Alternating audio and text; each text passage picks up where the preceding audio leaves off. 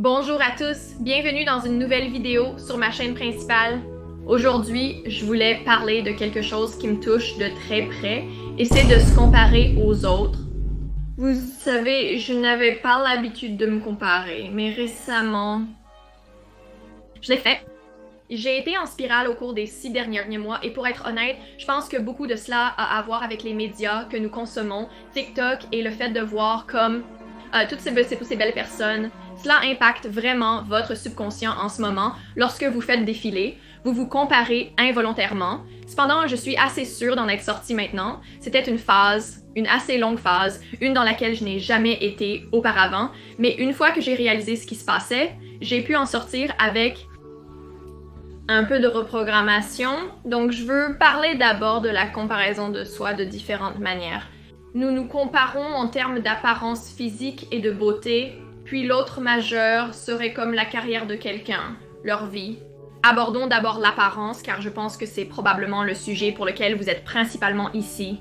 Je veux commencer par cette citation, et je me souviendrai toujours de cela du livre de Miranda Kerr, et je ne sais pas mot pour mot, mais en gros, elle dit dedans, on ne peut pas comparer un lys à une rose.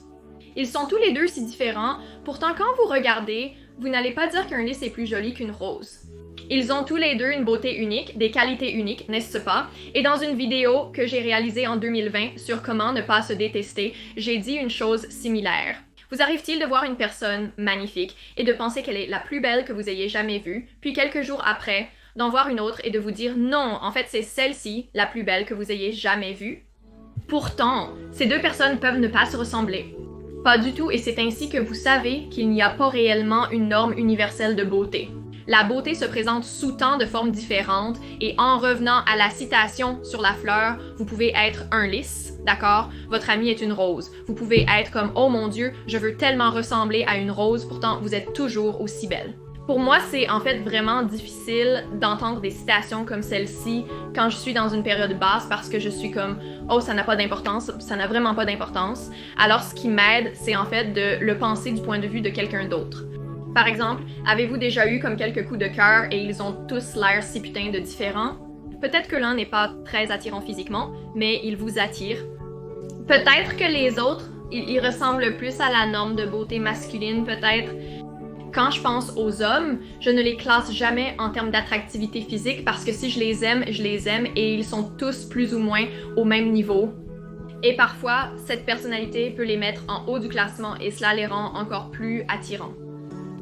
Pensez à cela pour les femmes, les filles, je sais que nous sommes plus durs avec nous-mêmes. Alors pensez-y de cette façon, vous ne critiquez pas autant les hommes que vous vous critiquez vous-même, voyez-vous où je veux en venir avec ça? Je pense que je ne m'exprime pas assez clairement, mais ce que je dis, c'est que je ne classe vraiment pas les hommes. Pourtant, en tant que femme, je me classe moi-même, mais aux yeux de quelqu'un d'autre, peut-être qu'ils ne font pas le classement, c'est ce que je dis, mettez vraiment tous mes beaux amis dans une pièce. Je ne pense pas que je pourrais les classer en termes d'attractivité. Je ne peux pas classer tous les hommes que j'aime en termes d'attractivité, même en les mettant dans une pièce. Je peux les classer selon d'autres qualités qui les rendent plus attirants à mes yeux, mais pas vraiment en termes physiques, car je choisis des personnes d'un niveau similaire. Deux personnes peuvent avoir un aspect totalement différent, et pourtant être toujours des 10 ou des 9, peu importe comment vous voulez les noter. Un autre exemple est les mannequins de Victoria's Secret. Candice, Adriana et Lily Aldridge sont mes mannequins préférés parmi les modèles de la première heure. Je ne peux pas les classer. Je me souviens avoir vu Candice Monopoul à 15 ans, la trouvant la plus belle femme que j'ai jamais vue. Puis j'ai vu Miranda Kerr et j'ai réalisé qu'elle était la plus belle femme que j'ai jamais vue. J'ai vu Jessica Alba et Megan Fox. Quelle est la différence entre elles? Les standards de beauté déformés par TikTok font que nous, les femmes, pensons devoir ressembler à des mannequins pour être jolies. Pourtant, Jessica Alba ne ressemble pas à un mannequin. Non, elle est incroyablement belle, même si elle ne ressemble pas à un mannequin. Cela ne signifie pas qu'elle n'est pas belle, tout comme Megan Fox, qui ne ressemble pas non plus à un mannequin. Madison Beer a une beauté différente de celle des mannequins. Il existe diverses catégories de beauté. La beauté des mannequins et la beauté normale. La beauté de la fille, d'à côté, le putain de type de beauté de la personnalité, et d'une manière ou d'une autre, ils s'additionnent tous. Tu comprends ce que je dis? Et je sais que les gens à la maison diront que c'est facile pour toi de dire ou que cela ne s'applique qu'aux personnes attirantes. Et oui, je comprends tout à fait comment ce que je dis peut seulement résonner avec les personnes qui sont plus attirantes, mais disons que vous n'êtes pas le standard de beauté, d'accord. Je crois 100% et tous mes amis aussi que votre personnalité vous rendra plus attirant. 100%, il y a des gens que j'ai rencontrés dans la vraie vie qui sont des mannequins et comme sur les photos, ils sont parfaits et quand je les rencontre, je m'ennuie tellement à regarder leur visage. Ils ne sont tout simplement plus attirants et je ne peux pas mettre le doigt dessus, mais je pense certainement que cela a quelque chose à voir avec la personnalité et aussi quelqu'un qui n'a pas de défaut est moins attirant. À mon avis, quand quelqu'un est trop parfait, qu'il n'a aucun défaut, il perd un peu de son attrait parce qu'une partie de la nature humaine est que nous avons des défauts. Tu vois ce que je veux dire? Vous voyez ce que je veux dire, les gars? Si c'est et en consolation, je suis en fait une critique très sévère sur la beauté simplement parce que je suis tellement dure avec moi-même. Pourtant, chaque personne rencontrée dans la vraie vie, même si leurs photos semblaient moyennes, je les trouve attirantes en vrai. Je pense que les gens sont simplement plus attirants en personne parce qu'ils ont de la vie en eux, surtout s'ils ont comme une aura de personnalité. Comme une de mes amies, elle a tellement de mouvements faciaux, tellement d'expressions. Oh mon Dieu, c'est tellement attirant. Elle est tellement belle avec ça. Si elle devait figer son putain de visage comme chaque garce à LA, je pense que ça lui enlèverait tellement de son charme. C'est juste, ce sont des choses comme celle-ci qui me font réaliser que les petites idiosyncrasies des gens peuvent les rendre si attirants et nous devrions vraiment arrêter d'essayer de nous débarrasser de nos idiosyncrasies parce que je sais que j'en ai comme mon cortex préfrontal se développe davantage alors que je m'accepte davantage. Je suis de plus en plus heureuse avec moi-même. Chaque jour, attendez les gars, je reçois un appel de quelqu'un, ça pourrait être Leonardo DiCaprio. Bonjour, d'accord. Oui, compris. D'accord, compris. Merci. De toute façon, c'est juste un petit coup de gueule pour vous aider avec la comparaison. Donc, chaque fois que vous commencez, par exemple, vous êtes à côté d'une jolie fille et vous êtes comme « Oh non, comme je me sens vraiment laide à côté d'elle, chérie. » Un lys et une rose sont très différents. Meredith Kerr et Jessica Alba ont un look très différent, pourtant elles sont toujours aussi belles. Je dirais qu'il y a tellement de points négatifs à se concentrer aussi sur la beauté comme étant votre trait numéro 1 et les gens à la maison qui ont grandi en se faisant dire qu'ils sont beaux et donc en priorisant la beauté par-dessus tout. Vous saurez ce que je veux dire et c'est quelque chose que j'ai vraiment eu besoin de détrôner. Est-ce le mot détrôner décentré dans ma vie? Parce que en grandissant, oui, les gens me disaient que je suis jolie, mais je m'en fichais. Ma mère ne m'a jamais fait me soucier de ça. J'étais toujours du genre je suis intelligente, je suis drôle. Si j'avais un béguin pour un gars, je me disais qu'il m'aimerait à cause de ma personnalité jusqu'à ce que quelque chose change. Quand j'avais 16 ans et soudainement, bam, mon apparence était tout. Surtout en arrivant sur YouTube en 2019, c'était l'époque où TikTok n'était pas vraiment encore présent, donc nous n'étions pas encore exposés à autant de belles femmes, et comme chaque jour mes commentaires étaient inondés de « Tu es si jolie », bla bla bla, et cela vraiment m'a fait désirer une validation constante de la part des gens sur mon apparence, parce que je n'ai jamais eu l'occasion de la satisfaire en moi-même, de l'auto-valider, cela venait toujours des autres, donc si les gens ne me validaient plus, je serais comme « Oh mon Dieu, je suis laide ». Maintenant, comme si j'étais vraiment laide, comme si c'était vraiment mauvais. Et c'est pourquoi, vous les gars, récemment, j'ai dû passer par ce processus d'auto-validation, mais aussi ce processus où j'ai dû arrêter de me comparer aux autres. Et aussi, naturellement, en tant que femme, vous vieillissez, votre beauté s'estompe quoi qu'il en soit. J'en suis consciente si vous êtes quelqu'un qui est considéré moins attrayant que la norme. Je veux aussi vous laisser avec ceci. Il y a une raison pour laquelle les incels restent célibataires. Les filles, nous savons que nous sortons parfois avec des gars laids, je pense, comme regarde Madison sans vouloir offenser, mais ses ex, à part Jacques Olinsky, oh vous voyez, toujours de jolies filles avec des gars laids, c'est à cause de leur personnalité.